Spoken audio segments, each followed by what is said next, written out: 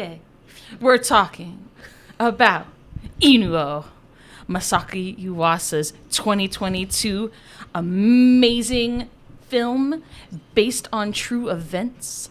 And this is part of our continuation of our musical series. And it's up to me.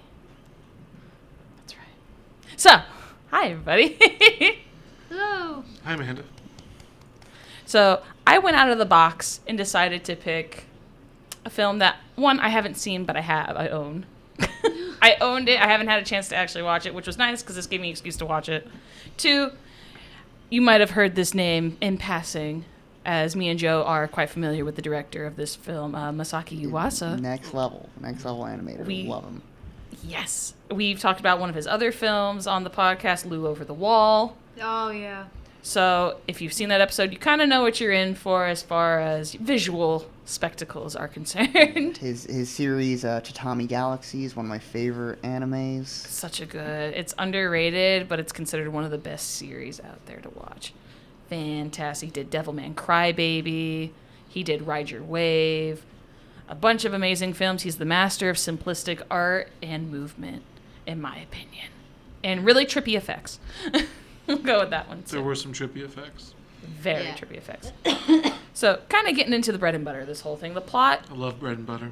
Some Italian bread. Nice and warm. Because I suck at summarizing films shortly, I had to go somewhere else for the description of this film for time purposes. So, for those of you who are unaware of this film, you're just kind of jumping in here just for the podcast to see our beautiful faces. Basically, born to an esteemed family, Inu-Oh is afflicted with an ancient curse that has left him basically deformed and gross looking, and he disguises himself with a gourd mask. When he meets a blind musician, Tomona, a young biwa priest haunted by the past, Inu-Oh discovers his ability to dance. He discovers the Heiwa dances, the No dances, and he wants to be a part of that world. The pair quickly kind of become business partners, and they start a band as they become also inseparable friends, which they incorporate a whole rock opera into. Did that remind anybody of Step Brothers? A little bit. Like, if only they had said, did we just become best friends? It's not dissimilar. Yeah, right? I've never seen the movie, so I wouldn't know. But when the shogunate, or the power at the time, threatened to break up the band, Inu-Oh and Tomona must dance and sing to uncover the truth behind, why their gifts are so amazing. I want to say, one of the things that really stood out to me when I watched this is how they depict Tomona's blindness. Agreed. Yes. It's a really cool effect. I can't really describe it well, but... With, like, the blotches? Yes, yeah. So, Tomona in the beginning of this film is part of an old, fishing village in which it takes place during the Muromachi period, which is 1336 to 1573. Kind of after the events of a major war that happened, which is all documented in an epic called the Tale of the Heek. So that's kind of one of the central themes of this movie is the Tale of the Heek. I don't believe we have it in the system, unfortunately. It is very interesting to read, considering that it's kind of like a compilation, the Tale of the Heek, of a bunch of people putting in stories. So this movie is based on true events in which there were biwa players, or biwa hoshi, which were the blind, bald people that you saw with the biwa instruments. They were basically like traveling bards that went around finding new stories and telling them. And so all these people basically compiled the whole Tales of the Heek. And so where this film kind of starts to go away from that is when you realize that Inu-Oh and Tomona have the ability to see, it looks like, kind of like the vengeful spirits of the battlefield. Because this was the Heek period, the Tales of the Heek was during the Genpei War, which was from 1180 to 1185. And you had two rival clans kind of fighting for power and supremacy. So was it like a Samurai civil clans. war? Kind of, yes. It was between two, samurai clans. Okay. So you had you'll see them referred to, the Heek were referred to as the Taira, and then you had the the Minamoto clan, which is the shogun that we see in the film is Minamoto. Yeah. Wish I was in clan. They call them the Genji, so whenever you see like Genji come in there, it kind of derives. It's like you have the tale of the Genji, Yeah. or tale of Genji, which comes from he's part of that clan. Okay. So they call them the Genji. So I knew there were a lot of things when I watched it in Japanese when they were like putting out a bunch of terms. I was like, okay, we're gonna have to explain some of these terms. I was just telling them a little bit before too that the production studio that did this, the animation studio Science Saru, which Masaki Yuasa is the founder of, just a couple months before this, just finished up another anime called Hik Monogatari, or the Hik story, which is basically another version of the Tales of the Hik, which is kind of fascinating and interesting. I didn't realize they were that close to each other. That's me, like, so fangirling just a little bit. I was like, I watched that and didn't realize that. Very good. So yeah. Cool. So Tomona ends they're trying to find the regalia, all these cursed objects that will bring power to one person's shogunate so he can become the emperor essentially of all of like Japan. Yeah. And upon discovering, Where are the other two? we don't know. Well, one of them was the mask. Are those going to be that we sequels? see. No, there's no sequel. This is actually based on a book. Oh. Bummer. Of course, taking some liberties though with some of the rock opera One of them is stuff. the mask. One of them was the mask that the father had, the one with the swirly eyes. So there are like two starts to this. Is like you have Tomona's beginning, and where he gets blinded by the cursed sword, And his father gets chopped in half by a cursed sword. Yeah. Now, question for you. Yeah. The two guys that led them, that were like, we need you to find this. Yeah. Did they know that was going to happen? No. Because why do they cover their eyes? They might have known. I'm not sure. That might have been a detail that was like. Didn't seem like they knew 100% of what was going to happen. Usually these So are like they knew messengers. they didn't want to see it. They're Right. like lesser ministers who are in charge. Like the shogun never does anything himself. He just kind of like lets Well, yeah. people do stuff for You him. He got doesn't people care who if they do die. that. They're replaceable. Yeah, Right? exactly. They're Yeah. replaceable. Yeah. So if they knew they might die, I think they know that these things are like dangerous or cursed because there's legends on them. Vengeful spirits will always hover around objects that have killed them Yeah. or like unfinished. Yeah. Or if they've died with a lot of hatred. Yeah. So Damn straight. there's always a level of superstition. Also, they're also in the rain, in a giant like rainstorm almost, and like I'm sure they're also covering their eyes from like I don't think they were covering their eyes necessarily. They were more like like trying to like Stay away from the sword that's yeah. chopping They're people in like half. don't do that. I mean, to be perfectly honest, when you take down a box covered in bloody handprints, I'm like, I said no. that's already like clue number one. Yeah, that don't should op- not don't be open opened. that box. Red flag. Red flag. That's a box you leave under the tree then at when I- Christmas. You know what I'm saying? And then when I saw the mask itself, I was like, oh my god, this mask is evil. Okay. So that goes into Inu-Oh's humble origins. Is that mask evil though, or is Inu-Oh's father evil? So I'm not gonna lie. This reminded me of another anime called Dororo. Yes, it which was did. done by Osamu It reminded me of Tezuka. that, Fantastic story redone in a seen it before. fantastic Yeah. anime epic. I'll always sing the praises of Dororo. So good. What about the live action? I'm not a fan of watching anime live action, so I've never tried it. That one seemed a okay. little too out there there? to be a live action for me. Oh. Maybe, I don't know. On the very bottom of my list of things to watch. So Inu-Oh's father is a famous, what's called a, if I got it right, a shite. Mm-hmm. He is the main actor / character of a no theater. Okay. During this period of time, no theaters were, they were public, very much like Shakespeare in a sense. Yeah, They incorporated more of a stylistic dance where the dances of a no theater are more, constricted to very slow, precise movements to tell a story, but the masks are what are important. Mm-hmm. Usually the main actor will be the one wearing the mask for the entire series of the performance.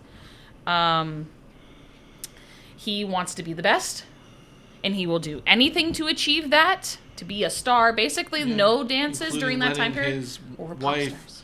give birth to a demon-looking thing. He didn't care. He would give did up not. anything. He would give up Did anything. his wife survive the childbirth? Because you never see her again. I doubt it. Yeah, right. I would. I don't know, but you saw her standing after the birth, so we don't know anything about her. Besides that, she's not important to the story. Traumatized. She probably went mad and killed herself. Yeah. I'm not gonna lie. Sorry, darker terms. That's probably what would have happened. Seeing a child like that Yeah. born, also going through the experience that she had Yeah. Oh, yeah. of that thing going coming out of her stomach. Ugh. Yeah. It's like when you shake up a Coke can. That's too a much, thing you know? that happens. Like, you know. Yeah, I don't think there's a That recovery was from that. disgusting imagery, Lou. Oh God. Which one? What? It's like nothing. Oh my god. I really like how Inu-Oh just like scrambled around on the ground. Oh there, yeah, right? it was great. Yeah. I will say the only thing with that was like the whole time, it kind of. I was talking to Joe about this, and I said it kind of reminded me of House of the Dragon, where like I just wanted to see Viserys' face the whole time, and like so all movie I'm like I just want to see his face, and then you don't see his deformed face. You kind of see it in the womb a little bit at the end, but not. I wanted to see it full He had fledged. 3 eyes instead of 2, which was nuts in the womb. You saw like another eye grow. Yeah. It's like, oh, yo, that's dope. It Like, did. where's It the hole was for dope. that eye? Yeah, it was very dope. The mask really wasn't too great for him. So yeah. I liked how they got creative with the masks in his eyes later on, like the openings in the mouth, Yeah. like his eye would pop in through the Yeah. mouth. I Yeah. thought that was very fascinating, very interesting. I like that the couple shots we got was like inside the mask and just like how Yes. is looking at How he things. sees what he yeah, sees. That was It, cool. Yeah. I So- feel so bad for him. And can we? I just like the scene where the mom is like playing that rattle for him while he was still in the womb. yeah. And you think about all the potential he had, and his damn father had to go. It's always the dads, right? Wanting more power. It is always Happened in that. Dororo. He didn't care. He wanted power. He wanted to be the Ultraman, and then he gave up all the limbs and internal organs of his son. Yeah. I gotta tell you, Inu-Oh Yeah. though, he was like, he didn't seem to mind. No, Yeah. he embraces his difference Yeah. for most of the Yeah. movie. Like Yeah. that scene when like he gets the legs and he's Yeah, just running around going scaring nuts. people. Yeah, that's awesome. So one of Yuasa's big messages in this film is that if you notice, like, they only mention his deformity really like kind of once or twice, but he didn't want either character to be, you know, portrayed as a minority. Yeah. And that's kind of what I got from this film in the sense that Inu-Oh is proud of what he is, no matter what he is. He doesn't really care what anyone thinks of him. He kind of embraces the chaotic nature that he has inside of him, which is just kind of creativity, kind of bursting out. He needed a creative outlet, and he found it. But his dad's kind of a jerk, and he was like, get out of here, you gross His thing. dancing was so cool. His dance was very different. So Yuasa really loves, if anything, like whenever you read interviews, he loves the use of imagination and creativity. And so part of him during this film, I was reading, tried to think of that at the time period, like what the people would have, like someone Expected to during, see? yeah, so it's like, well, it would have been different. Yeah. So Yeah. it's kind of like, well, someone had an idea during that time period, I'm sure, and had it happen, but unfortunately, when something different happens, it's very fleeting. Yeah. So it's easily forgotten. No. So Or it's Yeah. like suppressed beyond all measure. I and Which just kinda never happened sees here. The light of day. Yeah, I just like I like the angle, like physical difference leading to creative difference, like because it's just a different viewpoint. They have inherently different viewpoints on the world and stuff. Yeah. Yeah. Very cool stuff. very, very neat. So interestingly enough, I know you guys, I think Joe said, which one?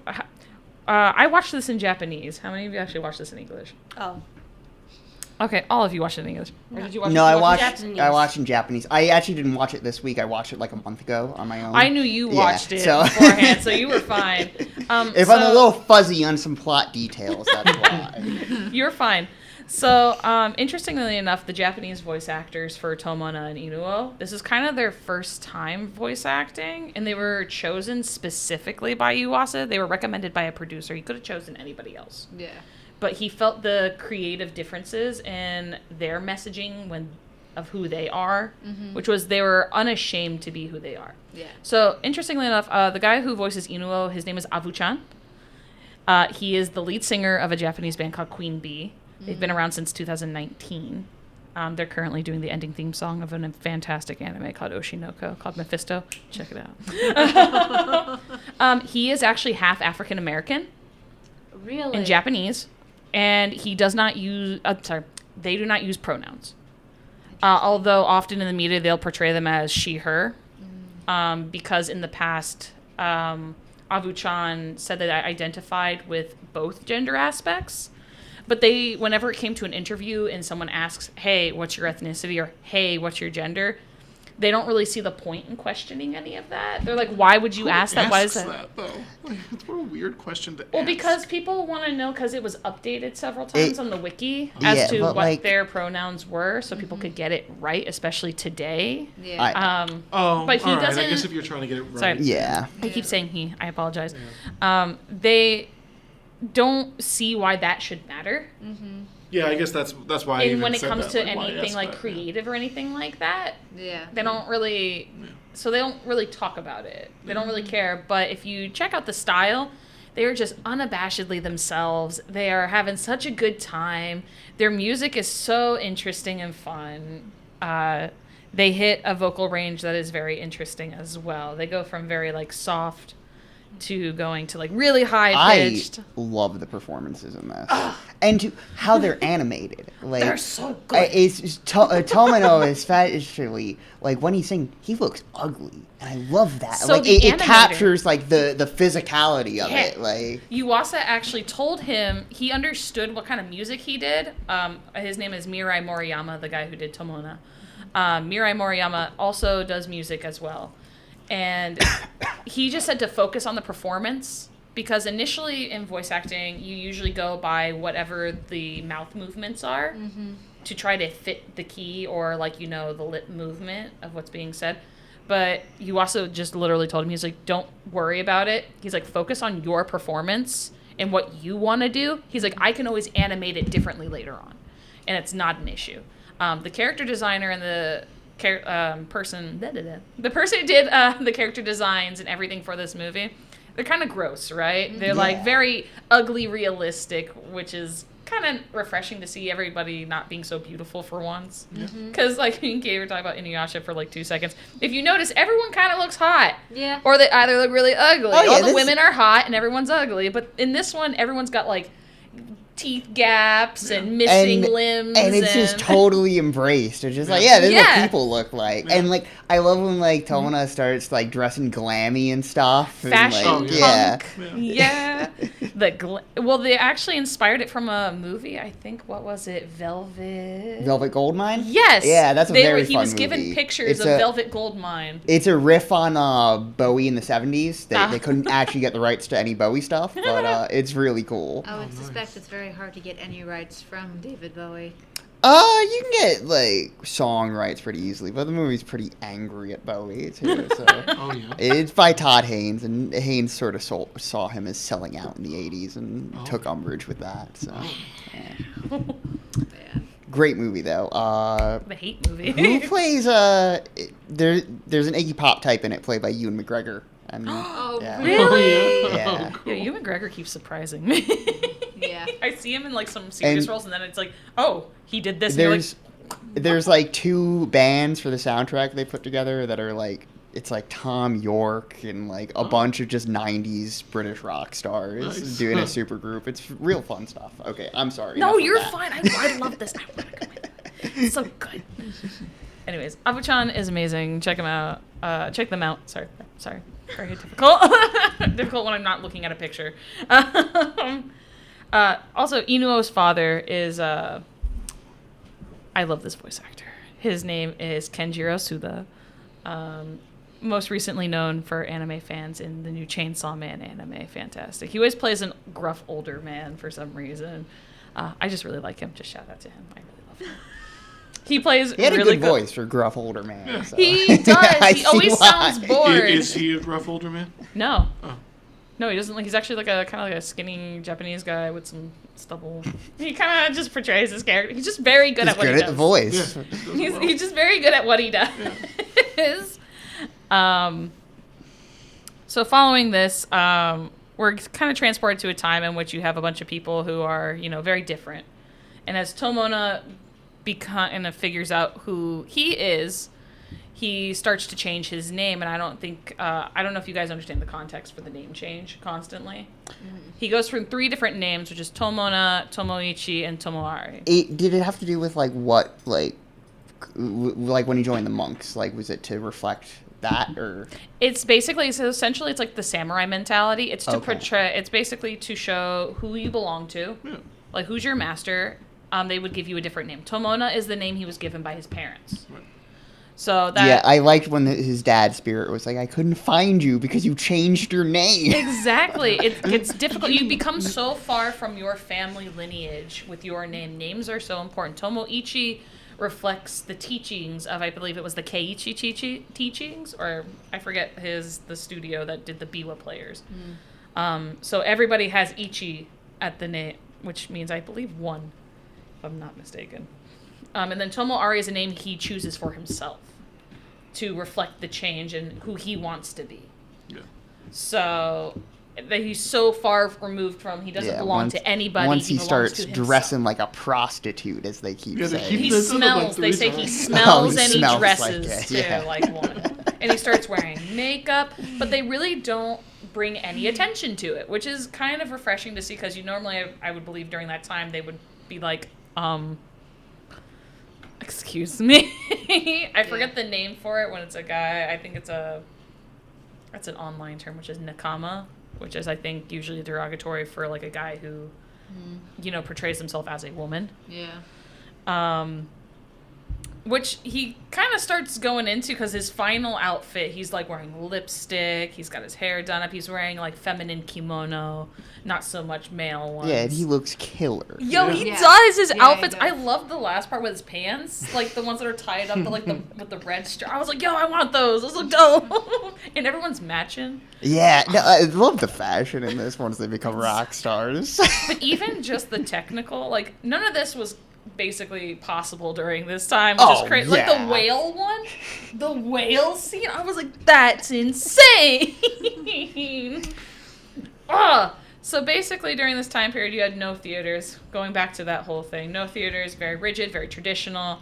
So during this time period, not during this time period, but you also kind of viewed tradition as being like, people kind of start thinking, when you think of something traditional, it becomes kind of just like stagnant and kind of like snooty. Yeah. So it's kind of Rigid. like, and people don't like that. And rigid and strict and Exactly. Yeah. So Inu-Oh is a character who takes the dances that his father, he's been learning and watching his father like teach other boys and like, actors to do. And he's like, screw that. I'm going to dance around and be a gymnast. And you also wanted that. You also Dude wanted is those break movements. dancing. It's awesome. The last scene when he does his final performance, he took a lot of inspiration from like, the, what are they called?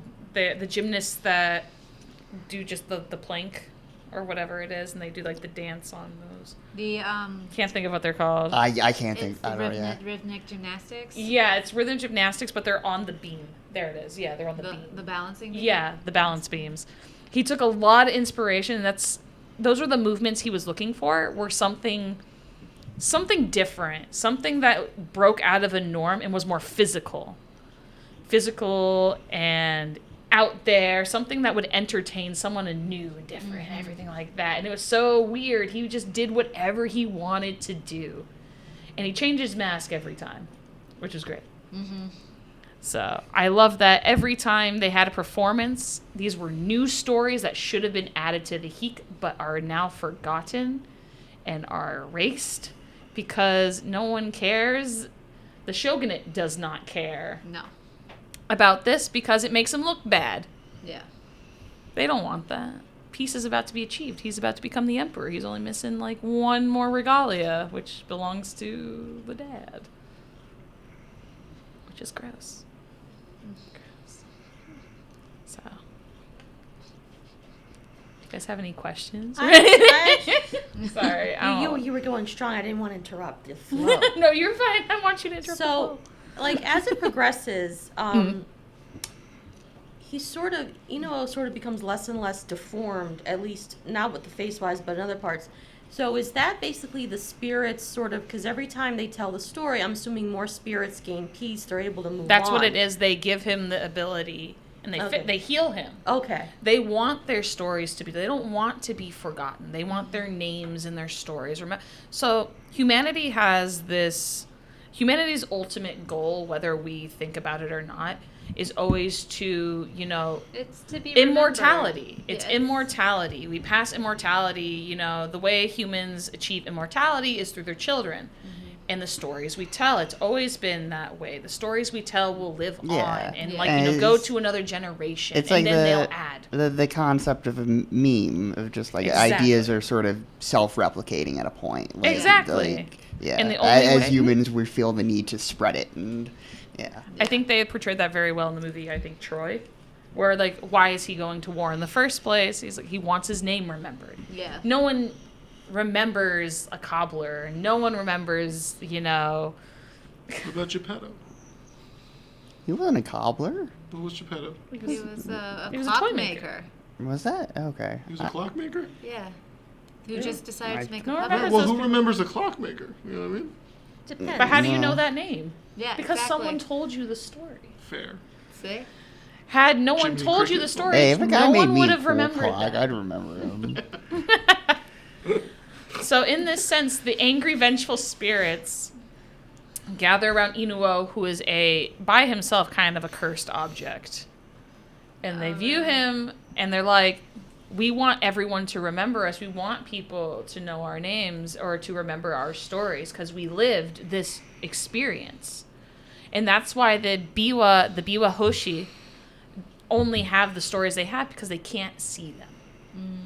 They're blind, but they're blind naturally. Versus Tomona, who was blinded by a cursed object, by like a demonic thing. That's why I think the blindness in Tomona is very portrayed differently. I like that it's kind of like this tar, Yeah. like bubbly substance, because he's not blind because of natural causes.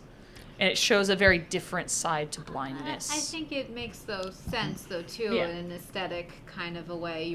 He was blinded by a demonic sword, Yeah. not because his eyesight just kind of failed Yeah. him. Yeah, So it gives it a different context. exactly. I have a question. Yeah. I don't know too much about No Theater, but I've seen it pop up in like a couple Japanese movies I've seen and stuff. And to me, at least, to my ears at least, like the vocals on a lot of the rock songs sounded kind of like a blend between like, traditional rock vocals and traditional No Theater vocals. Am I on to anything? Yes. there? Okay. Yes. So that was the whole point, is that Biwa Hoshi, I have a note about this. Biwa Hoshi were known as like lute priests, and they were like, bards that traveled across the country telling stories. The Biwa Hoshi were particularly doing what's called hik music, which was in the style of like no music and stuff like that, where it's like it's kind of hard to explain the vocals for no without hearing it. Because, like, when you hear it, you're like, oh, okay, I think I've definitely heard that somewhere in some movie. Look up YouTube, yo sound effect. You'll Yeah, hear the it. yo. Yeah. I can't do it, right? Oh, okay. I know what you're talking about. Yes. Yeah, I know what Isn't you're that the beginning of the Soldier Boy song, right? That's you.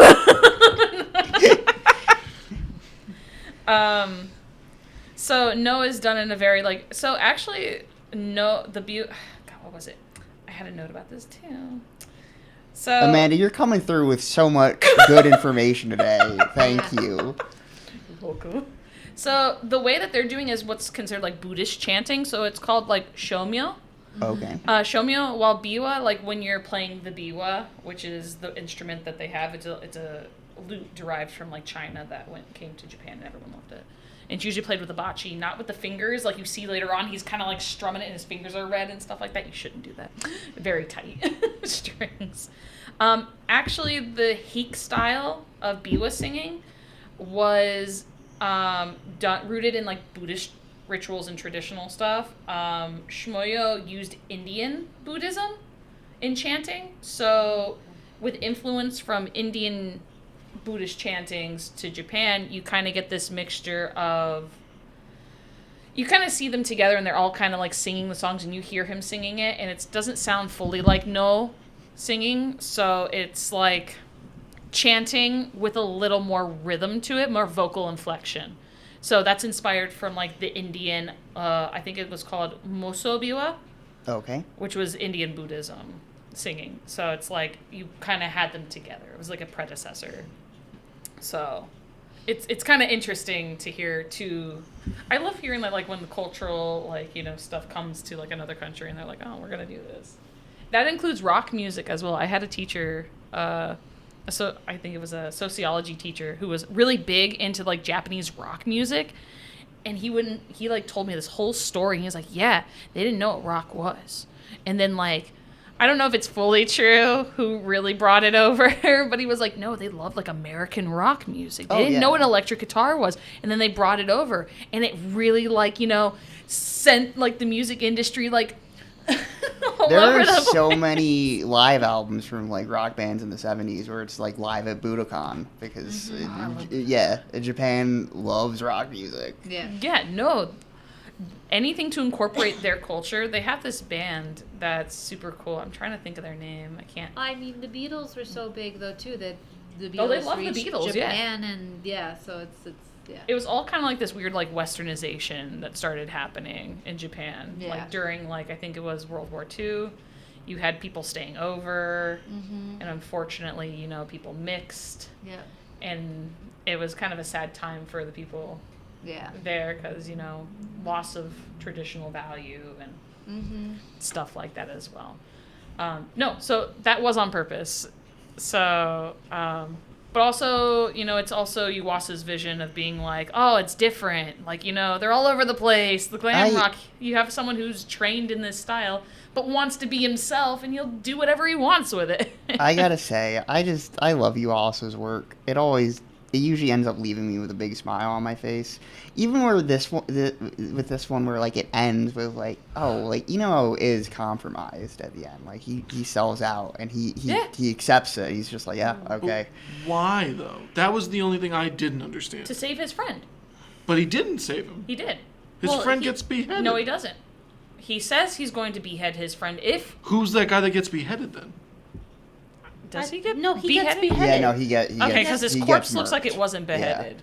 No, because Okay. what happens is like, My bad. Lou, don't give the judgmental eyes. The very end, they went straight to Inu-Oh, and he's like, I'm gonna kill your friend if you don't stop that. But I guess because Tomona was like, nah, I don't want that. And he was very resistant. Maybe that's what it was. 'cause Yeah, he kept they kind resisting. of went out of order on that one where he was like, where they show you the scene where he possibly got his head cut off, and then they went to like Inu-Oh, him saying, if you don't do it, then I'm gonna behead him. No. And I was like, maybe the that should beheading come was after before that. that. Was it- Yeah, oh. but yeah, it is interesting. Yeah. It's an interesting ending because there is like recognition of like, well, damn, like sometimes it doesn't work out Yeah. when you do this. Well, then but, he like, changes his name. Yes, He goes back to his family I- name to remember the roots of the heat And then that he was a part of. the actual like stinger ending of their spirits meeting up and they're just like You changed Yeah. your Yeah, name. I've been trying to they're- find you for 900 years. You they're changed the- your name. they're just the goofy hit kids me- again, Yeah. and it's just It, like, oh man. That whole scene so hit me in the feels. Yeah. I was so happy for them. I was like, yay! I was going to be kind of concerned that this movie was just going to end abruptly. And it kind of did, but it gave you a good sense of, like, you know, it may take thousands of years to, like, quell maybe someone's anger or, you know, to meet someone again. But it also comes into factor, like, there's so many, you know, cultures. We're coming up on, when this episode's being filmed, we're coming up on, like, Cinco de Mayo. And we're coming up on, like, you know, other holidays where, you know, what day is Day of the Dead? That's the day after Halloween. Halloween. Yeah, it's all You Saints have Day. like things like Day of the Dead where their celebrations are all about like remembrance of the dead. But if you've seen like Coco, if you Coco want is the to, best. I love Coco. They explain it pretty interesting. Like they explain it well in which, you know, they don't have the picture of their family when they can't come back. Yeah. They can't come visit. They're forgotten. They're gone. Out of get it. And the same thing with names. Names are important. No matter where you go, names have meaning. Names tell you who you are. Names have power. You ever, like, as a kid, like, just go online because you, like, your friend was like, my name means this. And then you're like, oh, what's my name? I still do that. I hated it. I'm always, that's one thing, I'm always interested in the origin of something. I don't like what my first name means, but I like What does it mean? Same. I like what my last name means. What does it mean? Purity. Your first name? Yeah. What does your last name mean? Ryan in Gaelic means little king. Nice. Pure little king. It's pretty badass. Uh-huh. Oh, that's kind of cute. That's like... Aww. It's like a children's story. You should write a children's There story. is a child story that's Pure an Little anime King. that's really good right now. Ranking of Kings. Beautiful story. Oh, one of my friends loves that. It's so wholesome. Some anime news that might excite this group. The studio that worked on this is currently working on a Scott Pilgrim anime Yes, they adaptation are. Cool. with of the cast from the film, and it should yeah? be some cool stuff. Wow. Cool. We gotta see if When Anamanaguchi's gonna be part of it. when it first got announced, I was like, all right, sure. And then I saw it was Science Saru. Yuasa student. I was like, okay, never mind. This is gonna be sick. I follow the studio on Twitter, so when they were like, big announcement, look at the video, and I went, oh, no, here we go. No, I wonder if they're going to make it like the movie, or if they're going to follow the actual, like, the graphic novel, which will be fun. I have a feeling it might be closer to the graphic novel. I hope just so, because there were so yeah. many fun parts of the graphic novel they really skipped out on that I Yeah, really I've missed, heard so. a lot of people be like, yeah, the movie's great, but, like, I don't know, it's just so different from the graphic novel. It's almost just It like, is. yeah. It takes, like, the fun parts of it that make it, like, a fun, like, teen movie, and then they got rid of, like, all the more emotional aspects of it, I felt like. But it was still fun. I like both. I grabbed the soundtrack after I left the theater that day. Yeah, that soundtrack rules. I went right to FYE. It was, like, JV before their, like, Their demolition. their demolition. It was, like, went there, and I was like, I need that CD right now. But, yeah, no. Inu-Oh is rooted in history during a time period where, you know, before No became what we now know it to be, which at the end, if you read the end part of it where it's just the slides telling you about, like, Zeke, Yeah. who kind of, like, changed it. It became Yazimi.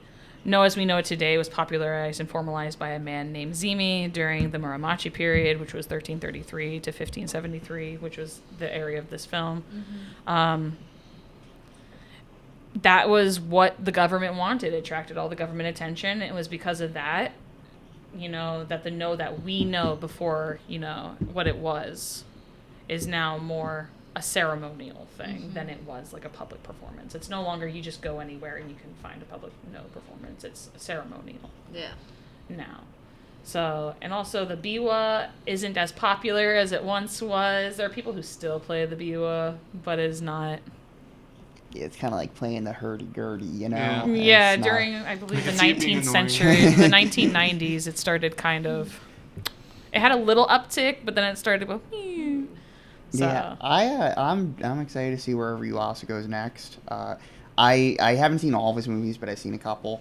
I think I might love Night is Short, Walk On Girl a little more than this, but this That's I fair. feel like this is definitely like his most cohesive, his most focused, and just like this is great work. Like this was a lot of fun. I think he definitely, when reading the book, he realized that there were some horror elements in the book, and I think he was like, I really wanted that to be animated.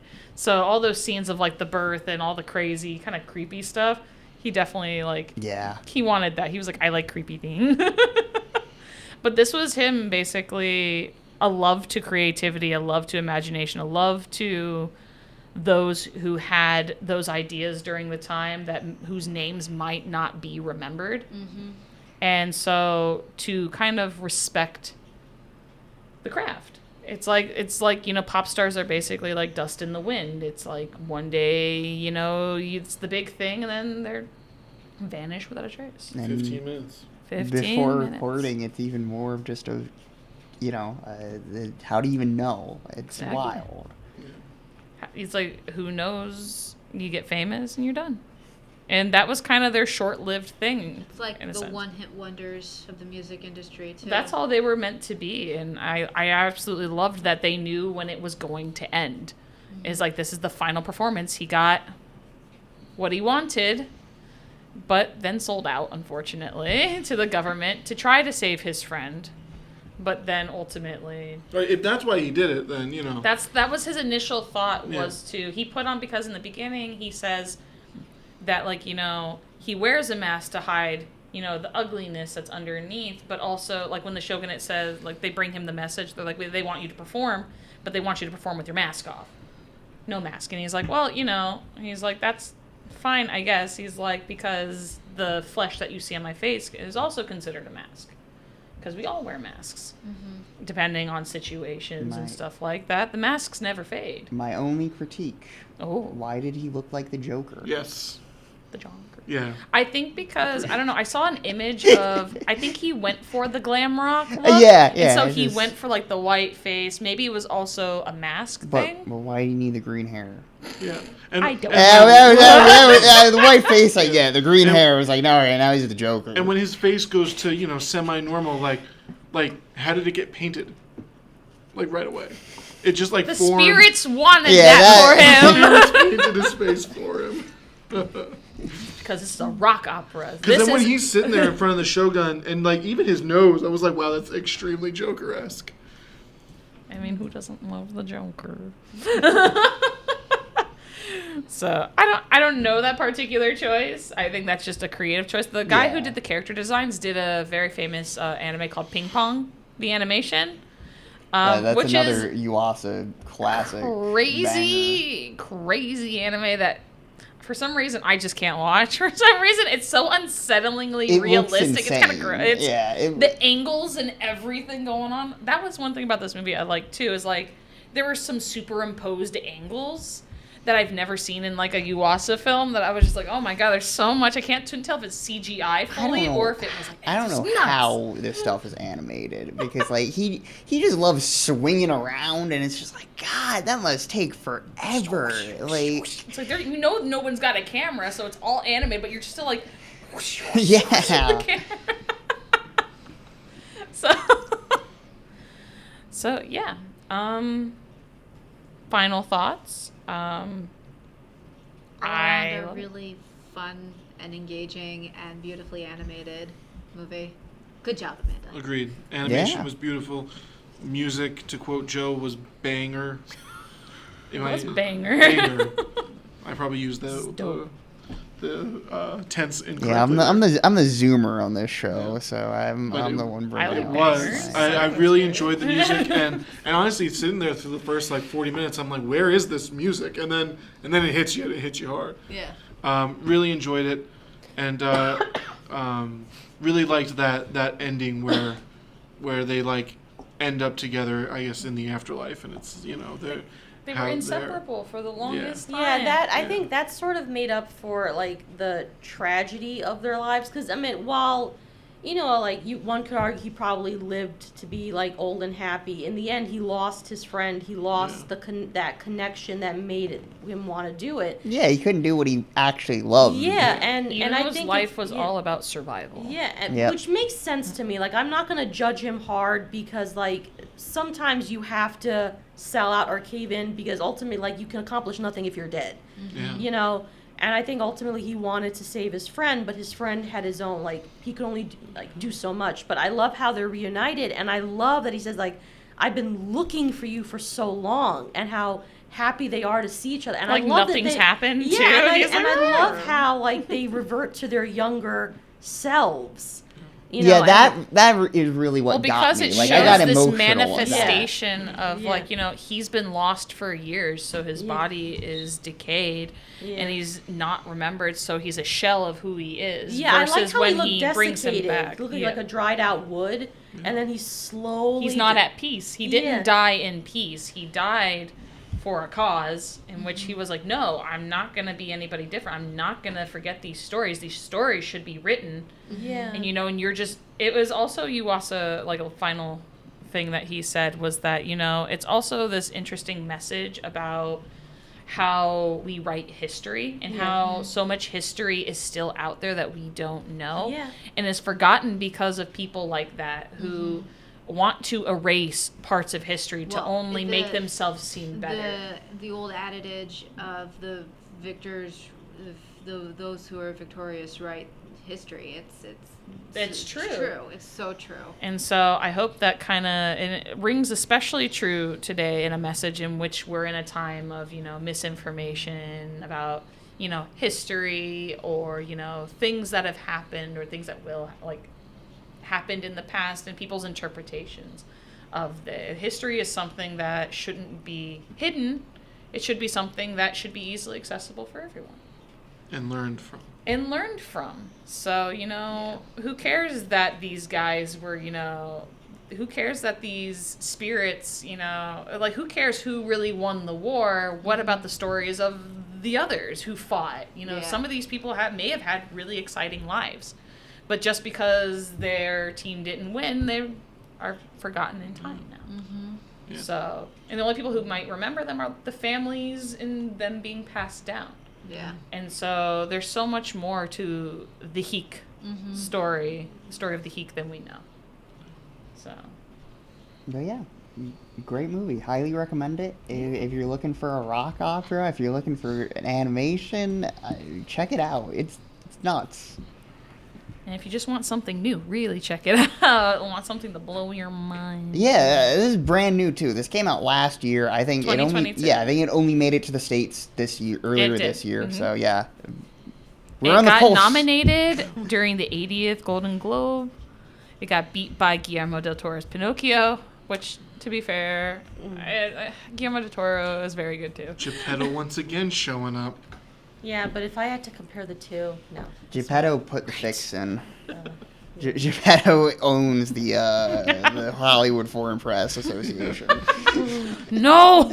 This is what I'm talking about, misinformation. Anyways, that concludes our musicals, right? No, we got one more. Oh, that's right, Joe's musical. Yeah. So we'll be back with Joe's musical very soon. Yeah. See ya.